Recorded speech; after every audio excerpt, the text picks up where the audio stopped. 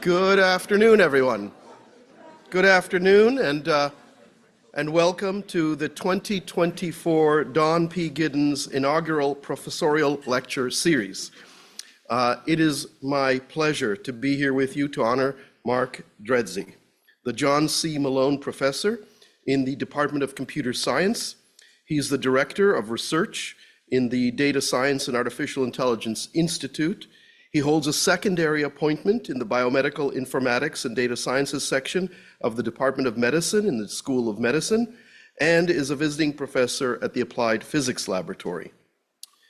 Interested in a commitment to interdisciplinary research, he is affiliated with the Center for Language and Speech Processing, the Malone Center for Engineering and Healthcare, the Human Language Technology Center of Excellence, the Center for Population Health Information Technology, and the Institute for Global Tobacco Control. He's been busy. Mark helped pioneer the use of artificial intelligence and machine learning to mine large natural language data sets and social media to derive new insights into human health behaviors, to inform public health policy, and to guide medical interventions. His area of expertise include information extraction, semantics, speech processing, and topic modeling. He is the co-author of the book Social Monitoring for Public Health, and his work has touched many areas of improving public health, including suicide prevention, HIV, vaccine refusal, tobacco control, gun violence, and reducing biases and disparities in healthcare. Mark is nationally and internationally recognized and a cited expert, and stays active in informing policies around the development and use of AI.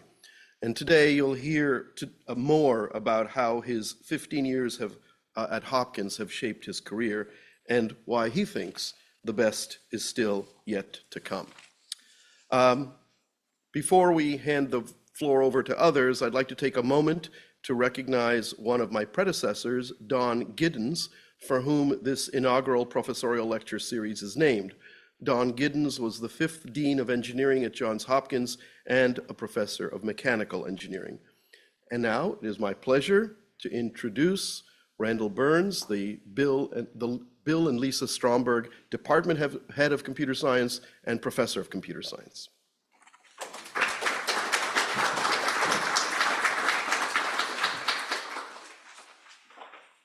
Thank you, Ed. I'm Randall. It's a thrill to be here to speak on Mark's behalf. I appreciate how well academia does at Ritual, and this is really a special ritual where we take a moment and appreciate Mark's contributions, him as a colleague, him as a leader, him as a mentor. So I'm going to have some real quick comments. I'm going to start with Mark as a leader. So Mark is, I've come to rely on him incredibly in the last handful of months. He now has a pretty lofty title. He's the Associate Head of Research and Strategic Initiatives. I Googled what different great titles were when we appointed him, and that one seemed the best. And so Mark as a leader is interesting because he had great authority in any room long before he became the Associate Head of Research and Strategic Initiatives, blah, blah, blah.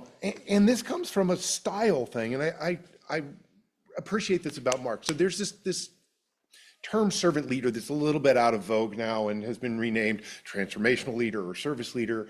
And the idea behind it is someone that works for his organization. And Mark embodies this. 10 characteristics. Check this out: empathy, listening, healing, awareness, persuasion, conceptualization, foresight, stewardship, commitment to the growth of people, and building community. And it feels very representative. So thank you, Mark. Mark is a mentor. He's prolific. Everyone that works with him loves him. He is a champion of diversity. Mark is a scientist. I pulled a couple excerpts of things I wrote. So one of Mark's most notable accomplishments is a series of papers that reveals models trained on a multilingual corpus can perform zero-shot learning on a variety of tasks. Okay, what does this mean? It essentially means that you can transfer tasks from one language to another And this is incredibly powerful for low resource languages, and it's a fundamental advance that Mark has pushed. At the same time, Mark works very broadly in the application of NLP to health. I one time wrote that he'd chosen to work on some of the most pressing problems in modern society, including disinformation, social media, vaccine acceptance, addiction, and depression. Awesome.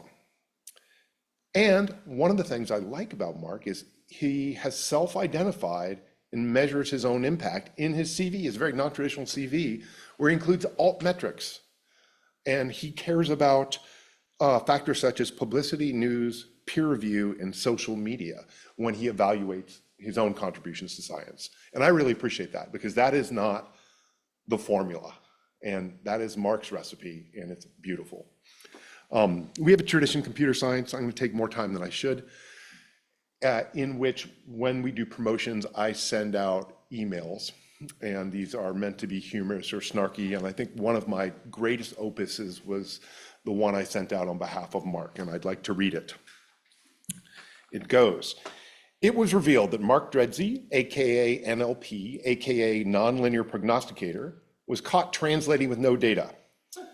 An anonymous tip was received on the SWAT hotline who served a warrant on the Dredze lab. Inside were found transformers, multilingual corpuses, and a previous unknown gadget called a zero shot.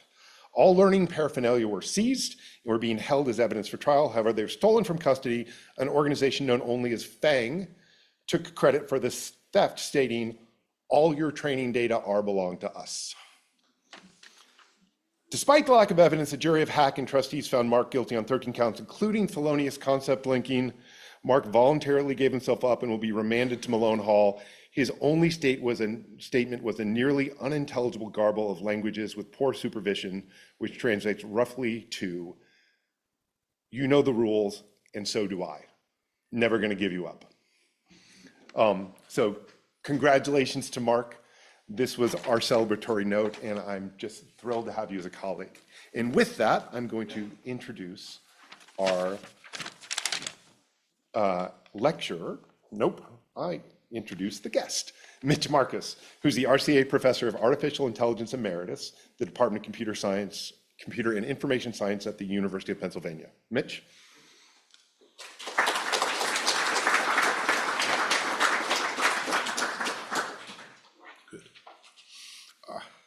So congratulations to Mark, and congratulations to his kids. You have raised your parent really well.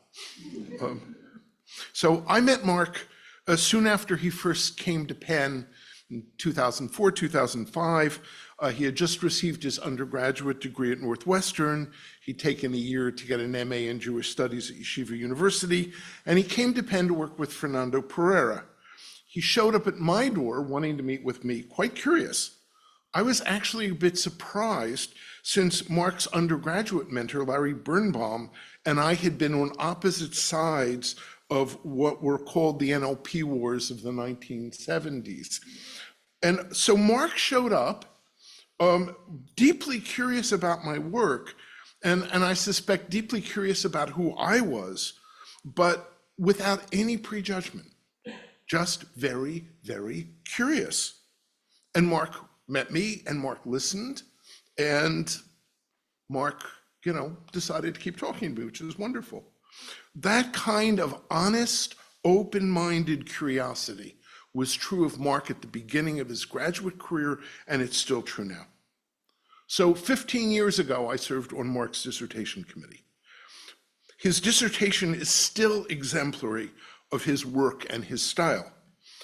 In my letter, now I'm going to quote something I said, embarrassing Mark even worse, recommending Mark for his first position here, I believe it was at the Center of Excellence in Human Language Understanding, I wrote, Mark's greatest strength is in developing effective new solutions to real problems, developing new methods in machine learning along the way.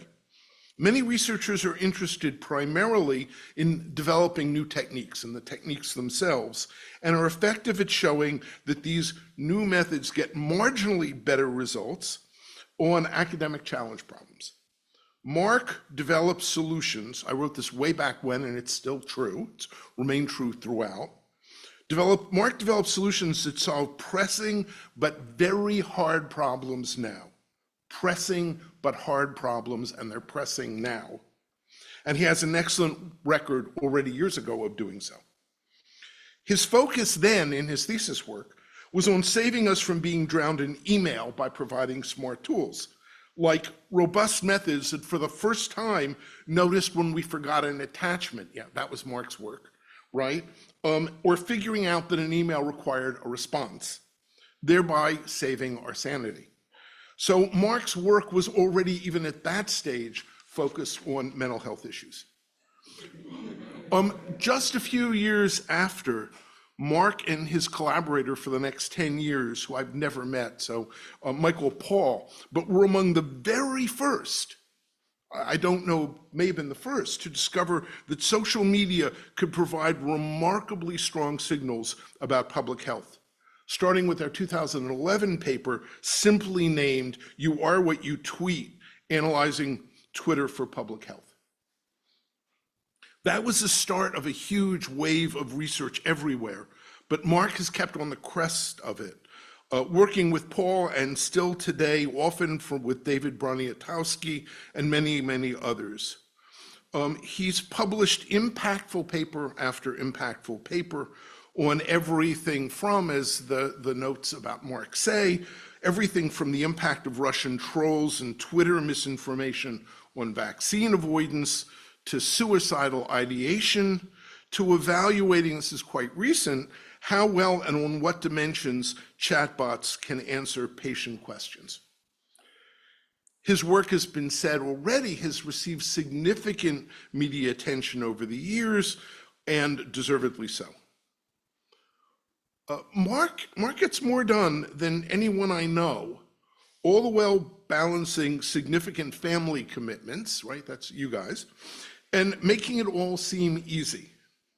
He has a real instinct for problems that matter and finding new solutions, but is very careful not to oversell, by itself quite rare. And somehow he always finds time, as we've already heard, to play major roles in building community. His decency, curiosity, and striving for the heart of the matter was true when he was a young PhD student and remains true today. His work has made a real difference. So it is my honor and my great pleasure to introduce to you Dr. Mark Dredze, the John C. Malone Professor of Computer Science.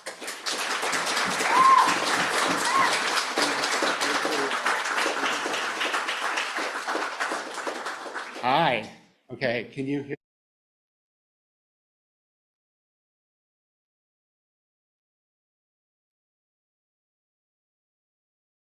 So normally what you're supposed to do is you're supposed to talk about your research. You did that already, so I'm done with that. And so I'm going to talk about something different, which is what I've learned so far in 15 years at Johns Hopkins. And if you want to know about the research, they're all like open access papers. You can go read them, almost all. But I really want to talk about the other things that I've learned along the way.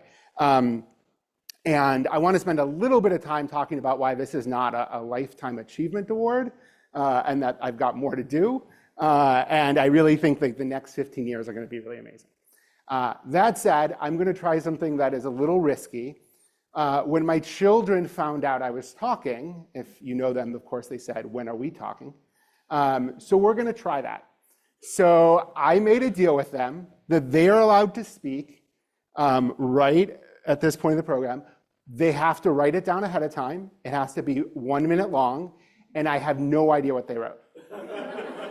So let's see how this goes. Who wants to go first? This is Micha. We're going to give him a microphone. There you go. You got to stand out here so people can see you. Go. I should have looked, but I didn't look. Yeah. Go for it. Go for it, Micha. My dad is hardworking, funny, good at computers, and smart.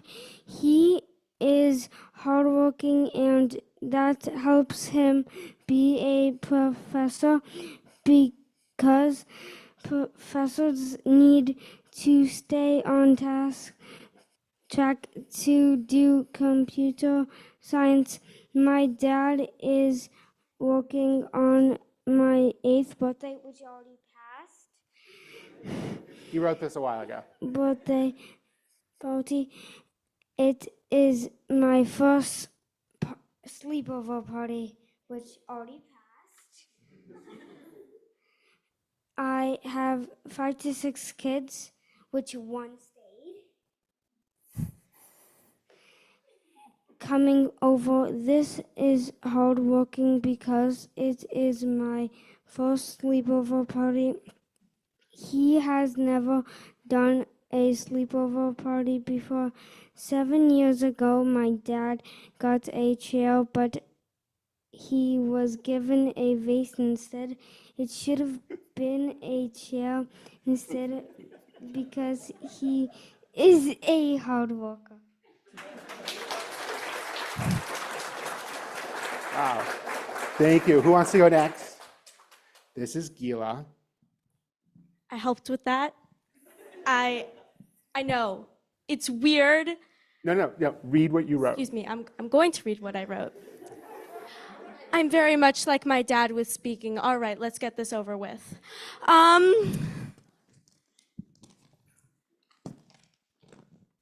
Okay, so I want you to imagine you're my father, okay?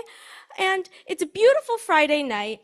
Uncle Josh is over, and your oldest daughter, Gila, me, is the only one out of your 3 children who's awake. And out of nowhere, your oldest daughter goes over to you and is like, Daddy, explain to me World War II. All right, how would you respond? Well, 1 hour later, we got World War I down. Next day, a beautiful walk near a golf course, and World War II was explained, although briefly. So I love this story. Whenever I talk to somebody about how my relationship with my dad is, I always talk about this story because, well, my dad explained things very, very interestingly. It's always really amazing how he explains things. So when he's explaining these things, I end up asking more questions throughout. And he explains it all very thoroughly. And we go from how does texting work to we go from how does texting work to how the satellites work to even how, I don't know, olden day phones worked. I don't know. So I think that he takes this he takes this and he brings it into the field as well. And a lot of people always understand stuff that he says. They're always good friends with him. And he manages to explain all these things as well as leave in jokes. And that just, I don't know how he does it. All right. So because of this, it's no surprise to me that he's become a full professor. You know, he's always working, always seems to be on a task. And with that, I have one last thing to say. It's a very, very argument we've been having. You are famous. Stop it. Thank you, Gila. And this is Hadar. Okay, yes. Oh, okay.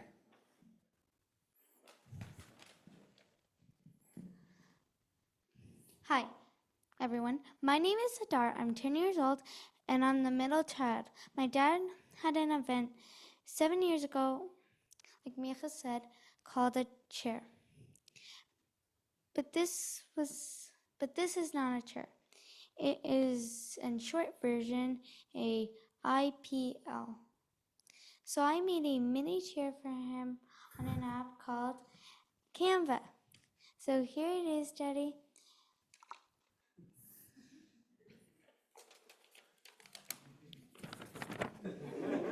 Thank you, Hadar. Okay. All right, so that went surprisingly well, I think. That was my work. Okay, so now it's my turn. Okay, so we'll come back to this at the end about a little bit about why I haven't speak. First, I want to thank Mitch for coming down. So you told a story. I'm going to tell a story. Before I came to Penn, I did an internship, and they said, "Where are you going to grad school?" I said, "I'm going to Penn. I'm going to work with Fernando Pereira." And they said, "Make sure Mitch is on your thesis committee." I didn't realize at the time how much I would benefit from that, both during my PhD, but really in the years after. Mitch has been involved every step of the way as a mentor. You spent a sabbatical here. I mean, just the amount I've learned from you over the years is really tremendous. I wasn't able to come, but I watched your retirement ceremony. There was laughing, there was crying. But if I could just pick one word that I would use to encapsulate you is wisdom. And I'm deeply appreciative for that. Okay, so now I'm gonna do the talk. I spoke at Giddens School, and they asked me for a bio. So I wrote this. I shortened it a little bit for the slide. Dr. Mark Dredze, let's move this a little bit, is the John C. Malone Professor of Computer Science at Johns Hopkins University. What does that mean? He has a really interesting job. When he doesn't know something, he talks to other people. He reads and runs experiments, not lab experiments with monkeys or bacteria, but experiments using computers. He also does fun random things. He's been on CNN and NPR. He was interviewed on Spanish television, even though he doesn't speak Spanish. He's met famous people like Bill Gates. He once lent a billionaire $20. He has a lot of business cards that no one wants. It's kind of a weird job, but super fun. And I wrote this because, first of all, they weren't going to understand the bio that was read before, but it really does reflect kind of the amazing opportunities that being a professor has. I love this job, and I love just the random things I get to do in this job. And I feel so deeply appreciative for the kinds of experiences I've had, both the normal things like in the classroom, research meetings, but also all the different kinds of things I've been able to do. This was originally scheduled, actually, and then I got sick, for my exact 15-year anniversary at Hopkins. That was not intentional, but it's now been 15 years, 1 month, and 16 days. And so it's really amazing, I feel like, looking back, how long I've been here and how much fun I've had in all the things I'm doing. And I'm definitely still having fun. I'm definitely not done. So I want to just talk for a minute about how I got here, and then I want to spend some time on the things I learned along the way, and then 2 minutes at the end about what's happening next. So let's start by how I got here, and the two people responsible for that are in the room. Where's Jason? Hi, Jason. So I don't remember the order it happened, but one of you told me to apply to Hopkins, and I was like, maybe. And then the other one said you should apply to Hopkins, and I was like, okay, well now I have to listen. And so I came in November of 2008. I gave this talk, and I'll be honest, I think some of you know this, Hopkins was like my backup option. And after leaving that day, I was completely wowed, and I said, I want to go to Hopkins. I ended up coming to the COE, and I ended up staying for a long time. David sent me this email, and I printed this out and hung it over my desk. But this is the email where David basically told me the computer science department voted, and they made you an assistant research professor, and we're all excited. And this was just so deeply meaningful to me to be able to get this. And I really did print it out, hung it over my desk as just a reminder of the opportunities I had. So I wasn't planning on staying at Hopkins for very long, to be honest, and we'll get back to that in a moment, but I'm obviously still here. And I've done a lot of things. Papers, a lot of students, thesis committees. I don't keep track of GBOs, it's a lot. All the different research advisees I've had, the students I've taught, all the seminars I've given here and elsewhere. But what I really want to focus on, because all this stuff you can go online and read, the things I've learned along the way. And I tried to distill it down to just 7 lessons, and maybe if we're lucky, we'll hit up all 7. I don't know, we'll see how the time goes. Okay, so here we go, lesson number 1. And I'm gonna start with a lesson that you taught me. It wasn't when I was a PhD student, it was here. And you said it to me, and it really stuck with me. And the idea is you gotta keep revising your 5-year plan, okay? So the idea here is academia is a place where things are constantly changing, but in a very exciting way, you can constantly remake yourself, right? If I want to go do something totally different than what I'm doing now, pick a different research topic, go in a different direction, I don't need to move my offices, I don't need a new job title, I can go and do it. And so that is an opportunity. And so you gotta keep thinking about that. At every step of the way, think, is what I'm doing the best thing for me to be doing, or is there some other opportunity that's more exciting? The 5-year number is because, maybe it's shorter these days, it's hard to look past 5 years, right? So I remember people used to say like years ago, like, are you gonna stay at Hopkins for like the long term? And I was like, I have no plans of going anywhere, but I can only think in 5-year segments. If you plan beyond that, you're not making informed decisions. And this kind of idea of like constantly rethinking what you're doing and looking for new opportunities, this is a point that Mitch made to me years ago, and it really stuck with me. Okay, that's point number 1. Lesson number 2. This is a quote from the Mishnah, Pirkei Avot, who is wise? One who learns from everyone. And this really is true about academia. When I got to Hopkins in 2009, it was a very different place. This was the NLP website. You might see some familiar faces. The CLSP website looked normal, so I didn't want to screenshot it. This one was like, come on. Like it was, okay. This looks like 2003. Anyway, so I got here and I looked up the mentors around me, and there were some amazing people here working in speech and language, and I worked with them and I loved it and it was fantastic, all right? And I learned a lot from that experience. But then I kind of looked a little bit more towards East Baltimore, and I realized that we have this tremendous bastion of exciting problems and colleagues and opportunities, right? And that is where I feel like I've really flourished. Before I came to Hopkins, I didn't do anything with medicine. I didn't know anything about medicine.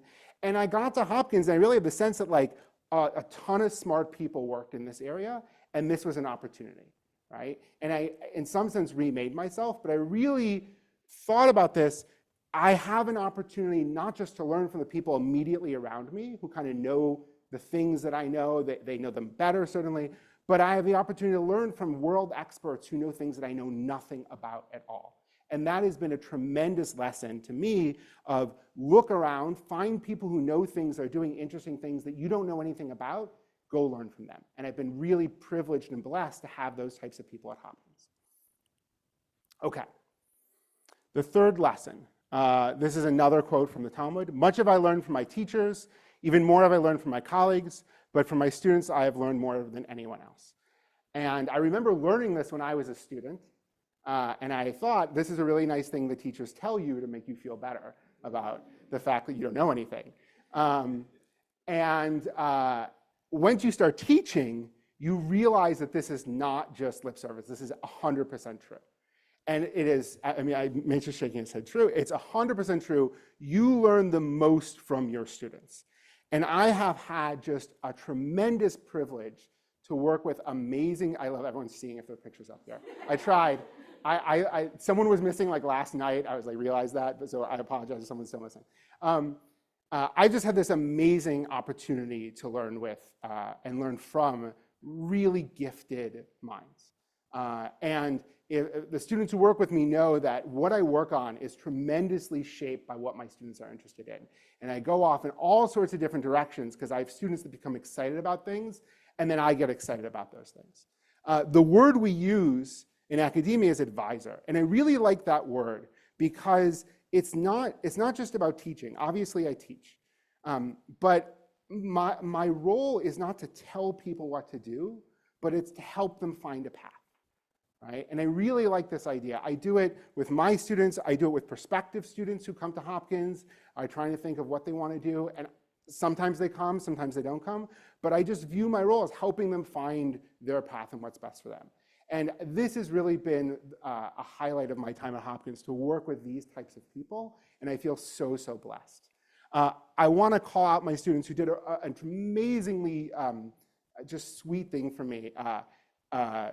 I guess a month and a half ago, they made for me, I don't know if you can see it, this genealogical academic tree, right? And these are all the students I've worked with and their students, because I have students who have gone to faculty somewhere else, and they gave it to me, and I was completely surprised. There's lots of pictures of me blushing, not this one. And I really feel tremendously blessed to have worked with this caliber of people, and I've learned so much from them. And I continuously learn all the time. Okay, next lesson, diversity. So I think Randall might have mentioned this. The people who work with me know that I take diversity really seriously. And if you look at the picture, I've really been privileged to have a really diverse group of students in a field where diversity is often a challenge. And I want to talk for a moment about why, at least I think I'm so passionate about creating diverse communities. So between undergrad and graduate school, I took a year off, as Mitch referenced, and I also did some internships, so I interned at Microsoft. And Microsoft has a program called DigiGirls. I think it still exists. And the idea of the program is they bring middle school girls to the Microsoft campus, and they teach them about computer science, right? And it's what it's what you expect. They have lectures, they have demos, they show them cool things on campus. It's great. So I don't know how this happened, but I got an email as an intern asking, hey, are there any Microsoft volunteers? We need a bunch of people to come to staff the program. And for whatever reason, as an intern, I'm like, oh, great, I'll go do that. And so I RSVP'd, and they said, great. They gave me the room number, and I showed up. I think it was like building 42. Does that have a mean cube? 40, 42, one of those buildings. The point is I'd never been in the building before, so I was like not sure what the room was. And I got to the room. It was a big conference room because a lot of volunteers. I opened the door. I walked in. And for the first time in my life as a computer scientist, I was the only man in the room. Okay? And that might have been the last time as a computer scientist that's happened. And my first reaction was, oh no, I'm not supposed to be here. Now, no one said anything. They were super nice. They were super welcoming. I ended up, participating in the event. It was wild to hang out with middle school girls. I do that again now. To hear their questions, their excitement. I learned actually a lot from that experience about like designing software and stuff. Those are other stories. But I really just remember that moment of walking into the room and feeling like I didn't belong, even though I was invited and everyone was super nice and expected me to be there. All right. And luckily I sat down and I participated. But that's not a given. And that moment really stuck with me because that's the only time that's really happened to me. But that happens to people in our field all the time. Right? And I've heard this from students where they walk into a room and they're not sure they're supposed to be there. Right? And so it's not just about being nice to people, because I like to think we're all nice. It's not just about being inclusive, but it's about creating rooms where everyone feels welcome. And so that has always stuck with me. I am really, really proud that Hopkins emphasizes diversity. And this is something that we've done a lot on the undergraduate level, on the postdoc level, on the faculty level, on the PhD level. We spend money at this university to create diverse communities, right? And I talk about this with faculty candidates because I am really excited that this is a value of the institution that I work in. Within our department in computer science, the numbers are all public. They're on from the website below. This is the blue line. Sorry, my students told me to add the number. I didn't get a chance. Okay. So this line here is the number, the percentage of women in the computer science PhD program here at Hopkins over time, over the last 16, 15 years. And then here's the national average in 2008. Here's the national average in 2020. So two things. One, it needs to do better. Right? We're trending in a good direction, but we need to do better. But we have done better, and we can have improved over time at a time when the improvements haven't been seen nationally. Right? So it's not just we're getting better at diversity and everyone's getting better at diversity, but we are really improving compared to peers.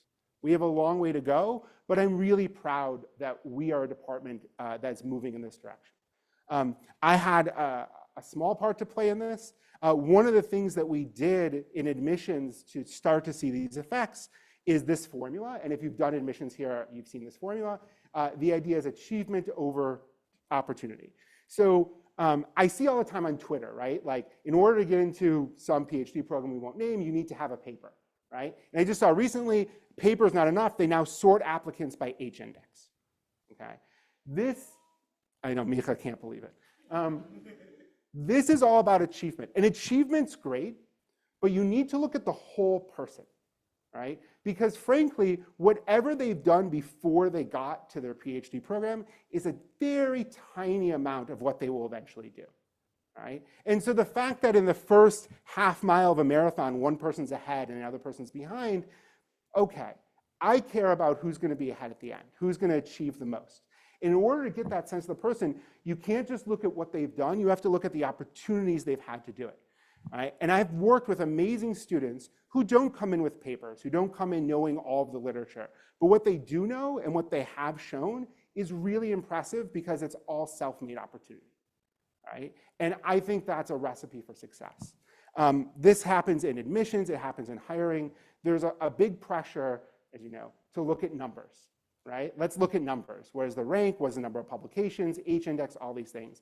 And something I'm really proud of at Hopkins is I've been in a lot of meetings where people push beyond the numbers. And they say, I don't care that this person has more papers than this person's work is better. I read their papers, it's better. One of the things I learned early on, I think Jason read like the papers of every single person we interviewed. I don't think I'm exaggerating. I think he read papers from every person that we interviewed at some point. He's not denying it. And I saw that like really early on, right? That Jason like really looked and said, what do I think about this person's work? Not how many people cited it and how many papers they had, but really looking at what the person's done. And I really like that we do that here. Okay, lesson number 5, humility. Please don't laugh, children. So humility is a value that you hear talked about a lot. It's a Jewish value that Judaism really emphasizes, but I think a lot of people get it wrong. So one definition I found of humility is a modest or low view of one's own importance. This is not right. This is not a good definition of humility. All right? So this is not the definition I think we should use or we should promote. When I say humility is important, I don't mean it's important to do this. This is humility to me. Humility is having a recognition of what you are not. What are you bad at? What are your weaknesses? A realistic view of yourself. At the same time, acknowledging what you are, right? What are you good at? What do you bring to the table? What are you particularly talented in doing? And then very critically, looking around you and acknowledging what other people have to offer. This is why humility is important, because it allows you to say, look, this is what I can bring to the table. This is what I don't do. This is what I don't know how to do, but this is what other people can teach me. And if you want to learn from other people and you want to learn from your students, right, and you want to appreciate the diverse community you've built, you need humility. Otherwise, you've got walls and blinders up and you're not going to learn from anyone. There was a great line. So Micha and I were reading. You know this book, Micha? Yeah, he says yes. Prince Caspian. Is that okay? I see nods. Now he's nodding emphatically. There's a great line in the book that we were reading that stands out, and I'll just read it. So Caspian knelt and kissed the lion's paw. The lion is a metaphor for something. I don't know. No spoilers. We're on the last book. I won't spoil it. It becomes really obvious in the last book what the metaphor is, but we're not there yet. Caspian knelt and kissed the lion's paw. Welcome, Prince, said Aslan. Do you feel yourself sufficient to take up the kingship of Narnia? I don't think I do, sir, said Caspian. I'm only a kid. Good, said Aslan. If you had felt yourself sufficient, it would have been proof that you were not. And I really like this line, because it shows the power and the importance of humility, of recognizing that I can learn from other people, that I don't have all the answers. You need that in leadership. If you are a leader that thinks you have all the answers, then you will turn around and no one will be following you. So I have been incredibly lucky to be given these opportunities for leadership. These are some of the titles I have now. And when I read this, I really thought, well, am I up to these jobs? Am I worthy of these jobs? And the conclusion I reached was not on my own. I cannot do these things by myself. The things that we're doing at Hopkins now, they're amazing, they're exciting, and I'm really fortunate to be in a position to have influence about what those directions are, but I absolutely cannot do it on my own, and I need help. And I really feel blessed that I have this opportunity, but that I can look around to colleagues and they can help me, that I can serve on a hiring committee with Jason, which is exhausting, by the way.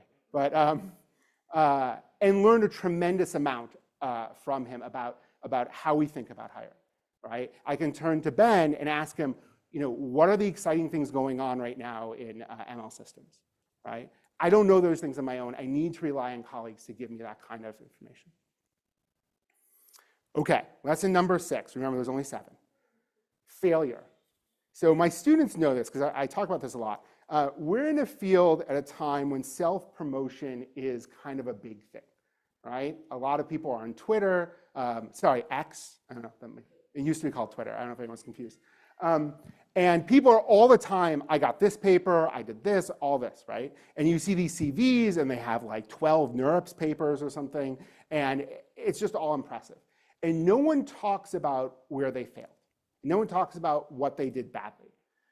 So I try and do this, right? By the way, I got a grant rejected earlier this week, fine, right? Like these things happen, and talking about them shows that the wins you have are all the more valuable because you worked hard for them, you had a lot of failures, and you had some successes.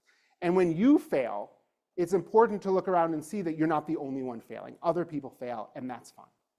So when I think about failure, I don't think about failure as, a bad thing. I think about failure has the ability to inspire us, to motivate us, to guide us, to teach us, but very importantly, it does not have the role of defining us.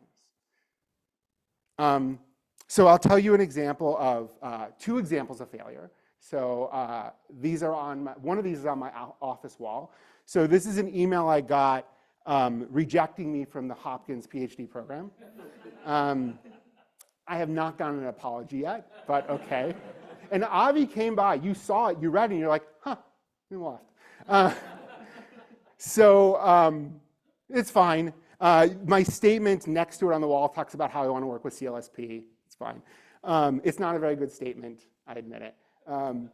Everything worked out, right? I got to go to Penn, it's amazing. Everything worked out, I'm not upset. But the point is, I had a lot of these. I got a lot of rejections from PhD programs, many more than I got acceptances. It's fine, it worked out. I took machine learning as a PhD student. I got a C, I think, which is not a good grade, and especially as a PhD, right? I remember, I'll tell you the story later. You know a C is a bad grade, right? Okay, good. But I teach that class now, right? So it's okay, you can learn. Not a lot of people know this, but I like this story too, so I'll share it. So in 2010, I got the bug in my ear that oh, you should go get a tenure track job. And so I applied to a bunch of places for tenure track jobs, and I got one. And I'm like, well, maybe Hopkins will give me a tenure track job and I'll stay. And so I applied, and I got a rejection letter, right? So I'm blocking out the names of who sent it, but I know who it is. I expect you may have heard something of the result yesterday, but I want to tell you directly that you provided very stiff competition to this other person that we tried to hire that went somewhere else, but not quite enough to outvote him on the applicant, blah, blah, blah. I wanted you to know. I didn't get the job. That's fine. I'm still friends with the person who got the job that I didn't. They went somewhere else. That's fine. If you know who it is, you can look up our citation metrics and you can decide everything. But I'll be honest, that was the right decision. That was a better candidate, and I agree with, in retrospect, the decision, but that's fine. The failure didn't define me. I kept going. This is a quote I really, really like. There is a verse in the prophet Micah, and in Hebrew is Al tismichi oivaiti li ki nafalti kamti. My enemies do not rejoice over me because I have fallen, I will get up. And if you look a little bit closely at the Hebrew, it's not though I have fallen, I will get up. It's because I have fallen, I will rise. And it's this idea attributed to this rabbi here, that the act of falling, the act of failure, is what causes us to be successful. And I think that's a really important lesson about failure. Okay, the last thing I want to talk about from my lessons is priorities. And my PhD students know this, I talk about this a lot too. So a lesson that I learned through great pain was that when you say yes, you're saying no 10 times. And this took a while to understand. When you say, sure, I will do that, your time is limited. And by saying yes to whatever that is, you just said no to 10 other things that have come your way that you won't have time for. And that's fine. Like, more opportunities come than you have time for. You should say no a lot. But what it means is you need to be very intentional about your yeses. Don't say yes just because this looks like something that's good to do. Say yes because you want to do this thing and not the 10 other things that you're saying no to. And it's really hard because you often don't know what those are. So something that my students know, my colleagues know, I place a large priority on the children up here.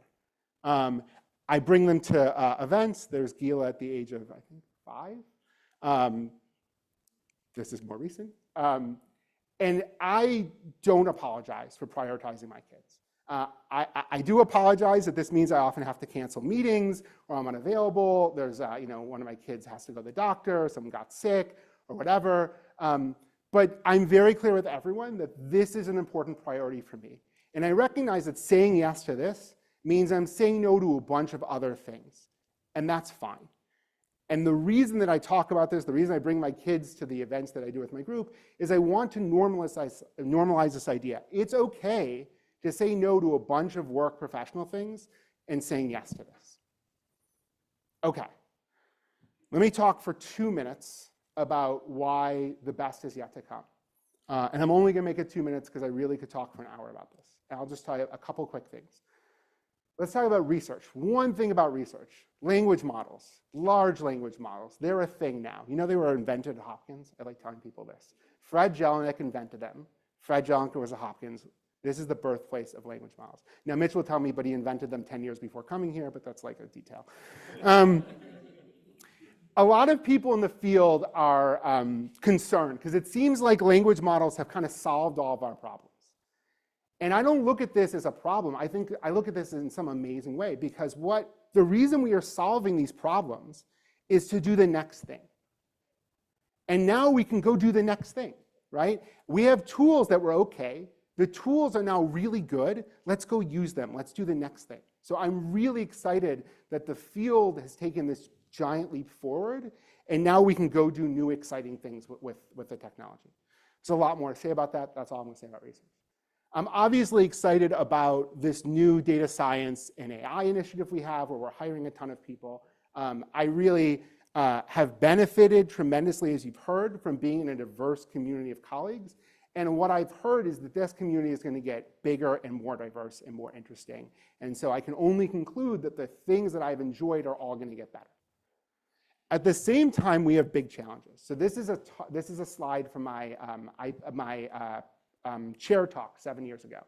And the point I was trying to make was our department's not that big. And so we need to be, there's some challenges. So this is what's happening over the next couple of years, right? There are amazing questions and opportunities that come with this. So for example, what should a computer science department of the future be? We get to build an entirely new department, right? We're hiring in unprecedented ways. What are the big challenges we see over the next generation in computing? Let's hire in those areas. What should we be doing in academia given all that's happening in industry? There's a complete shakeup of the relationship between companies and universities. How do we remake our department, our university, to be at the forefront of that new relationship? These are just some of the things that are keeping me up at night. One thing that I'm particularly excited about is the opportunities present through our new DC campus. And my students went to visit with me there. This really, you don't appreciate it until you're there, the opportunity that this building represents. At a time when computer science is suddenly at the forefront, right? When I remember the first time that press came to NeurIPS, right? Like, it's crazy. This is an opportunity to shape national policy. And Hopkins is really in a unique position to do that. And I view that as tremendous, exciting opportunity that just didn't exist for the past 15 years. And suddenly we are in the driver's seat. So that's some of the reasons I'm excited for what's coming next. And I really look forward to exploring it. So I really do want to thank everyone for the opportunity that this has been at Hopkins to do something really special. Thank you.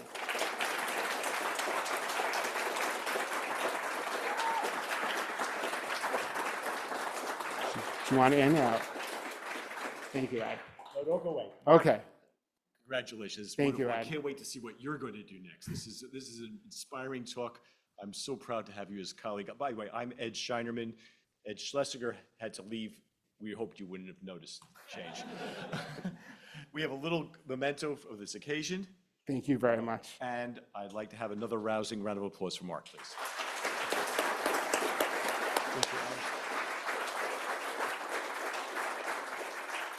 Pepper him with questions, get some food. Yeah.